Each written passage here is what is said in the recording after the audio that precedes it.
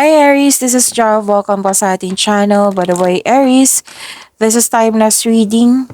Gamitin ang reading na ito bilang gabay lamang. Kung naka-resonate kayo, comment down. Tandaan Aries, ito ay general reading po. Kunin nyo lang po kung anong naka-resonate sa iyo. This is for you Aries.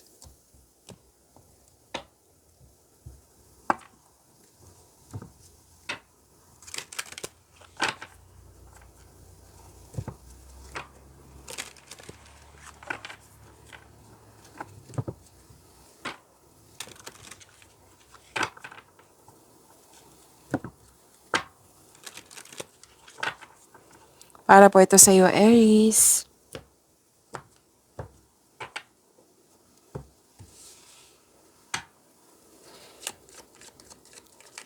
Maraming salamat po sa inyong patuloy na suporta, sa mga nag-donate, sa mga hindi nag-skip ng ads, maraming salamat po.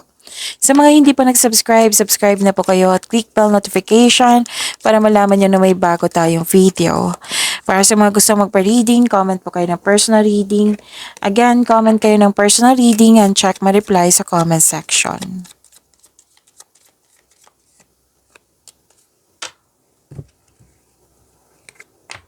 Aries, may parating na malaking pera. Opo, or news or information. Malalaman mo din yung totoong intensyon ng tao sa iyo. Nakita ko rin dito na you love yourself more. Nagkaroon ng time sa inyong sarili. May inalagaan ka or kayo ang inalagaan. Love is blooming, romance, attraction, and affection. May new beginning po. Kakasimula sa mga ginagawa or sa connection mo sa isang tao. Nakita ko rin dito may humingi ng atensyon sa iyo. Pwedeng inner child mo ito or literal na bata. Nakikita ko rin dito na may may concern ka sa immature na tao.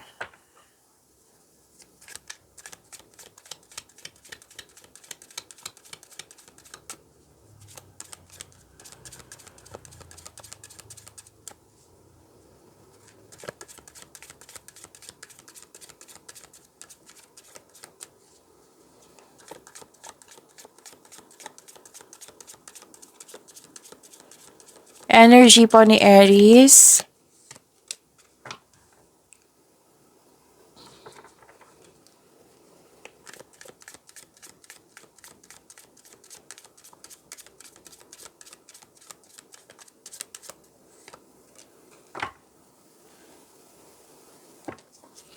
Kung may napansin kayo na repeating message, yan po yung pinupush ng card sa inyo. Like for example, nanood kayo sa inyong monthly Gabay Tarot reading, second half of the month of September, weekly Gabay Tarot reading at dito din at may napansin kayo na repeating message, yan po yung pinupush ng card sa inyo. Like, nabigyan niyo po ng atensyon, solusyon at aksyon kung maaari po. So, na yung energy ni Aries.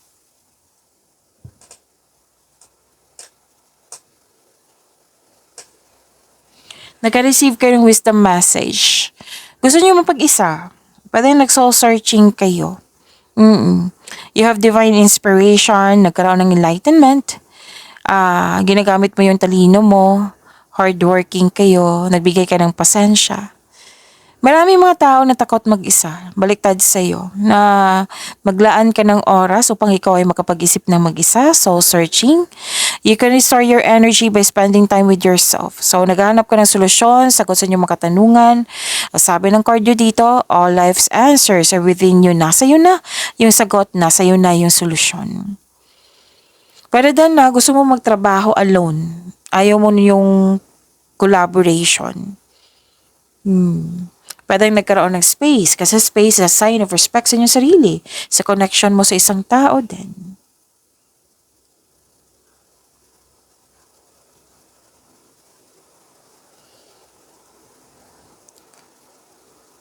May mabuting balita. Oo. Any kind of application, job application ba to, loan application, scholarship application, any kind, matatanggap po. Pero then, kakasimulan mo lang sa mga gawain dyan. Trabaho ba to, negosyo, mga ginagawa nyo. Which is sinabi dito. Diba? Bagong simula. And maging bukas din kayo sa mga advice sa mga nakakatanda sa iyo or may well-experienced na sa buhay. So, granted yung manifestation mo. Oo, this is solid beginnings also.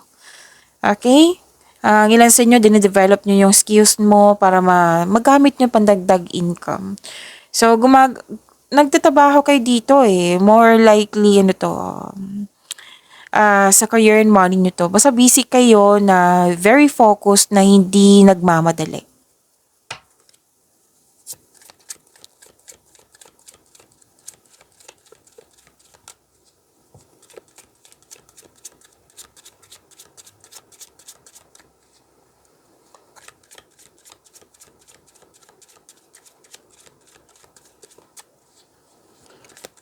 Career and money. Career and money po ni Aries.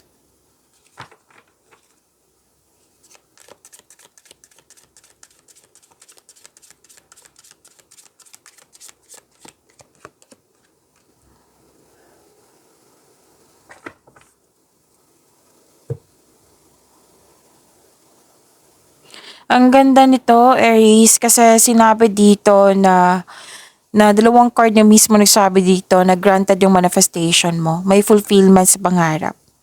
Yes. Success in workplace and home, i-acknowledge mo yung nabigyan ng suporta sa'yo, yung grupo ng tao. So, may kasiyahan, kagalakan, at this card focuses on achievement of a level of love, success in your career and money, katahimikan, satisfaction, at pasasalamat. Kasi this is completion of cycle. Actually, this is ending with new beginning. May bagong simula talaga. Bagong simula, bagong simula. At dito din.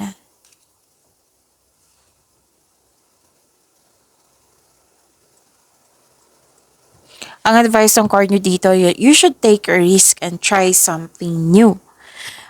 Try to step out sa comfort zone mo. Kung if you're serious about your growth, then you have to step out from your comfort zone. Kasi may potential eh. Basta bigyan mo lang siya ng konkretong plano, focus, sipag, yan. This is new journey.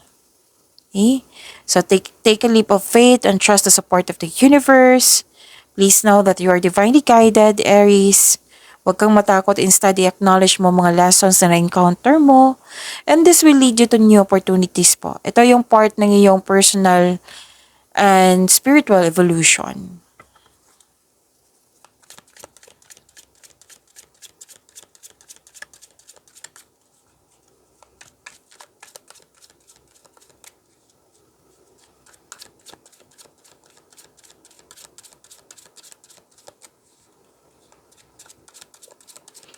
Love life, self-love, partnership, and romance ni Aries.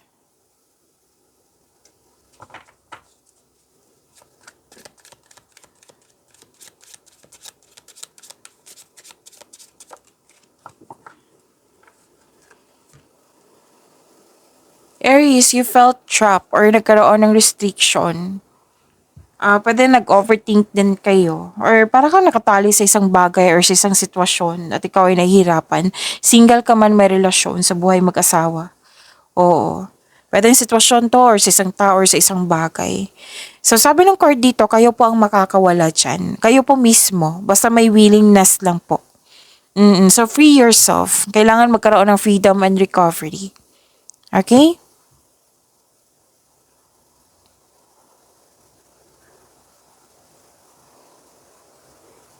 And sa mga single dyan, may parating sa inyo na bagong tao. Okay? Bagong tao. Tapos sa mga relasyon, maaring may ano dito, nagkabalikan, may magsimula ng magbuo ng pamilya. Sa mga relasyon sa buhay mag-asawa, may plano or nakadecide na magdagdag anak. Oo, yan yung nakikita ko eh. May plano din na mag-abroad. Yes. Puro plano po ito. Nakikita ko rin dito na may conflict sa isang bagay, sa isang sitwasyon, or sa isang tao. Or pwede din argument to. Pwede sa matalik mong kaibigan, malapit na tao sa iyo, pwede person mo. Oo. And kung itong tao ito ay parating naghahanap ng gulo, baka kailangan nyo pong pag-isipan ng mabuti yan. Yan ang sabi ng yung card.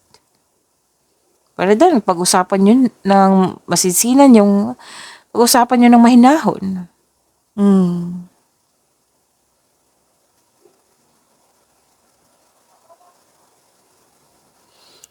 At nakikita ko rin dito na nagkaroon po ng ah okay, sa mga relasyon, travel talaga nakikita ko dito, dalawang card. Oo, bakasyon, pwede, or abroad. Magkakaroon po ng gathering, single ka man, may relasyon sa buhay mag-asawa, magkakaroon ng group activity or gathering with friends or sa group of people na magpa-participate ka. May ano dito plano para magkaroon ng growth or expansion. So, gumagawa ka ng action dito. Okay? Pag-imanin niyo po yung blessings sa binigay sa inyo, Aries. See you tomorrow. Maraming salamat.